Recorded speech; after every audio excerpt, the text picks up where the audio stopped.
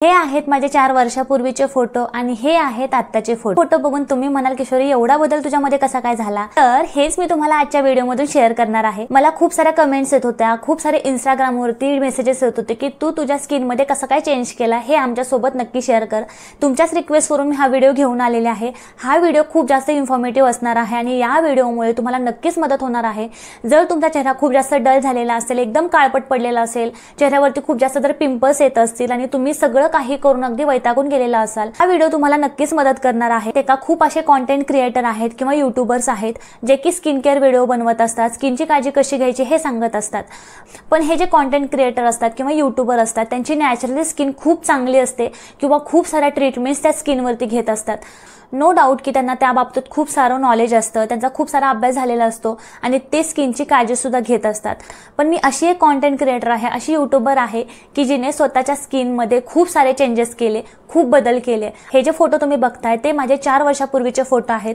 माझा चेहरा खूप जास्त डल झालेला, खूप जास्त काळपट माझी स्किन झालेली। जेव्हा मी 7वी 8वी मध्ये होते तोपर्यंत माझी स्किन बऱ्यापैकी चांगली होती, पण 7वी 8वी नंतर जेव्हा पिरियड स्टार्ट झाले, जेव्हा हार्मोनल इम्बॅलन्स व्हायला लागला, हार्मोनल चेंजेस व्हायला लागले, तेव्हा माझं जे फोरहेड आहे, गाल आहे, यावरती खूप पिंपल्स यायला लागले, छोटे छोटे पुरळ यायला लागले, माझा चेहरा सुद्धा खूप जास्त काळपट व्हायला लागला। तेव्हा काय होत असतं, आपल्या स्किनकडे पाहिजे असं लक्ष नसतं किंवा तेवढं नॉलेज आपल्याला नसतं। तसंच माझ्या बाबतीत झालं, माझं स्किनच्या बाबतीत खूप दुर्लक्ष झालं। आताची जी टीनेजिंग मधली मुलं आहेत ते आतापासूनच स्किनची खूप काळजी घेतात, खूप सारे प्रोडक्ट स्किनचे यूज करतात, पण त्यावेळी एवढं स्किनचं नॉलेज कुणाला नव्हतं किंवा एवढं स्किन केअर कुणी करत नव्हतं। तेच माझ्या बाबतीत झालं, माझ्या स्किनकडे माझं दुर्लक्ष झालं। त्यामुळे काय झालं, दिवसेंदिवस माझा चेहरा खूप जास्त काळपट दिसायला लागला आणि माझ्या चेहऱ्यावरती पिंपल्स पण खूप यायला लागले, पिंपल्सचे डाग पण पडायला लागले। आणि जेव्हा मी कॉलेजमध्ये गेले उलट माझा चेहरा अजूनच खराब दिसायला लागला। आणि जेव्हा माझा चेहरा खूप जास्त खराब दिसायला लागला तेव्हा कुठे मी यूट्यूबवरती खूप सर्च करायला लागले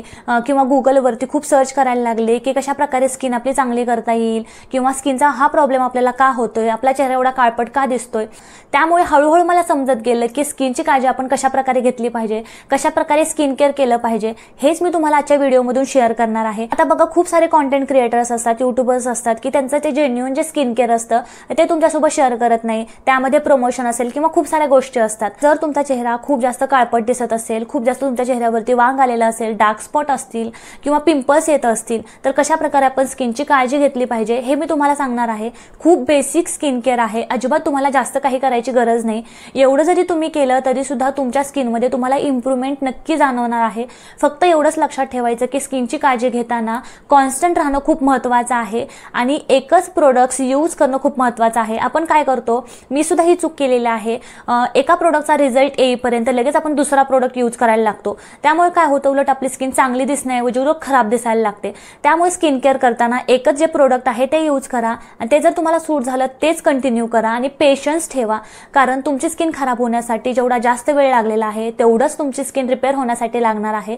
त्यामुळे पेशन्स खूप महत्त्वाचा आहे। जर तुम्ही पेशंटली सगळ्या गोष्टी कराल, चांगलं स्किन केअर कराल तर तुमच्या स्किनमध्ये तुम्हाला नक्कीच फरक दिसून येणार आहे। आता या व्हिडिओमध्ये माझी स्किन चांगली होण्यासाठी मी कोणत्या कोणत्या गोष्टी केल्या किंवा कोणत्या चुका केल्या हे मी तुमच्यासोबत शेअर करणार आहे। नंबर 1, चेहरा धुण्यासाठी साबणाचा वापर करणं। आता ही चूक मी सुद्धा केलेली आहे। मी बरेच वर्ष चेहरा धुण्यासाठी साबणाचा वापर करत होते। तुम्हाला माहिती आहे का, साबणाचा जो pH लेवल असतो तो खूप जास्त हाय असतो, खूप जास्त असतो। जर आपण रोज चेहरा धुण्यासाठी साबणाचा वापर केला तर काय होतं, दिवसेंदिवस आपली स्किन खूप जास्त ड्राय होते, एकदम डल दिसायला लागते, एकदम निस्तेज दिसायला लागते। त्यामुळे चेहरा धुण्यासाठी साबणाचा वापर अजिबात करायचा नाही। ही चूक मी सुद्धा केलेली आहे। त्यामुळे चेहरा धुण्यासाठी फेस वॉशचाच वापर करायचा आहे। आता फेस वॉश निवडताना सुद्धा तुमच्या स्किनचा जो टाइप आहे त्यानुसार फेस वॉश निवडायचा आहे। ही सुद्धा चूक मी केलेली आहे। माझी स्किन ही ड्राय आहे आणि ऑइली स्किनसाठी जे फेस वॉशेस येतात ते मी यूज केलेले आहेत। त्यामुळे काय व्हायचं, माझी स्किन अजून ड्राय दिसायची किंवा अजून माझा चेहरा काळपट दिसायचा। तुमच्या स्किनचा जो टाइप आहे त्यानुसारच फेस वॉश निवडायचा आहे। आता जर तुमची स्किन ड्राय असेल तर ड्राय स्किनसाठी क्रीम बेसमध्ये फेस वॉशेस येतात ते यूज करा। जर तुमची स्किन ऑइली असेल तर ऑइली स्किनसाठी जेल फॉर्ममध्ये, म्हणजे ज्याचा फोम होतो, फेस होतो, अशा प्रकारचे फेस वॉशेस निवडा। अशा प्रकारे जर तुम्ही तुमच्या स्किन टाइपनुसार फेस वॉश निवडले तर तुमची स्किन ही ग्लोईंग दिसण्यासाठी किंवा तुकतुकी दिसण्यासाठी तुम्हाला नक्कीच मदत। नंबर 2, चेहरा धुण्यासाठी गरम पाण्याचा वापर करणं.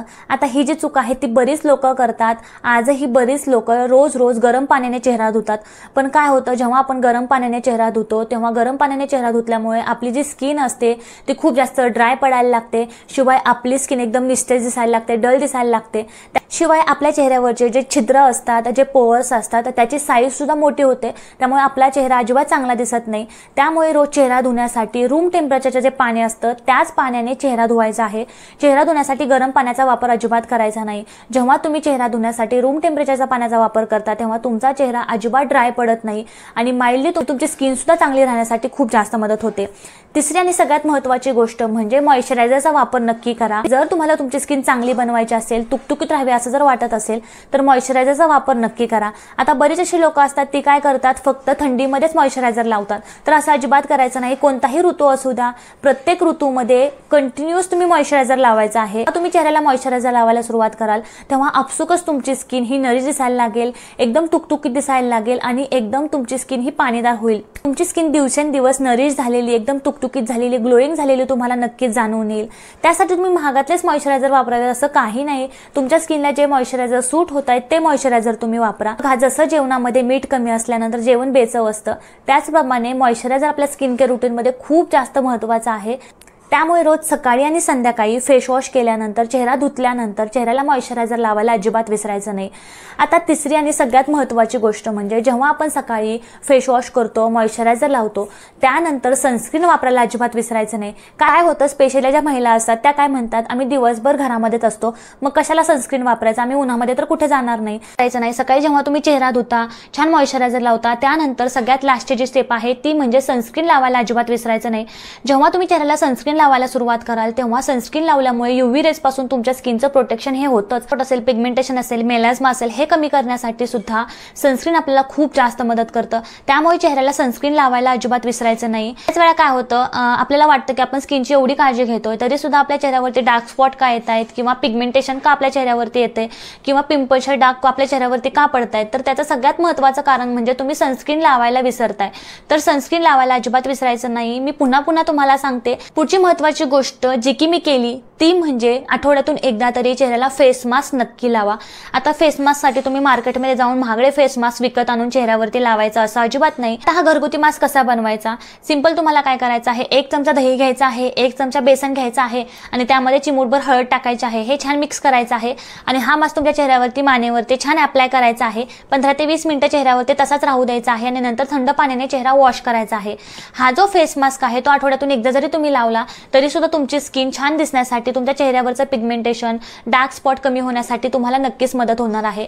पुढची महत्त्वाची गोष्ट म्हणजे महिन्यातून एकदा फेशियल नक्की करा.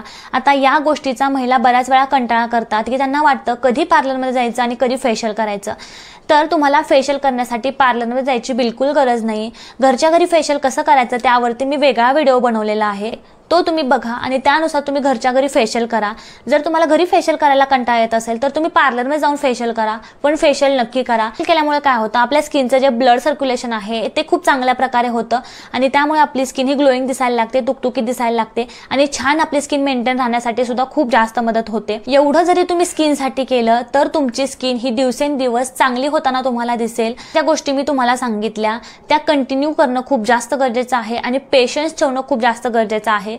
मी सुद्धा पेशंटली या सगळ्या गोष्टी केलेल्या आहेत आणि 2 ते 3 वर्ष माझी स्किन रिकवर होण्यासाठी मला लागलेले आहेत. फक्त तुम्ही पेशंटली या गोष्टी करा.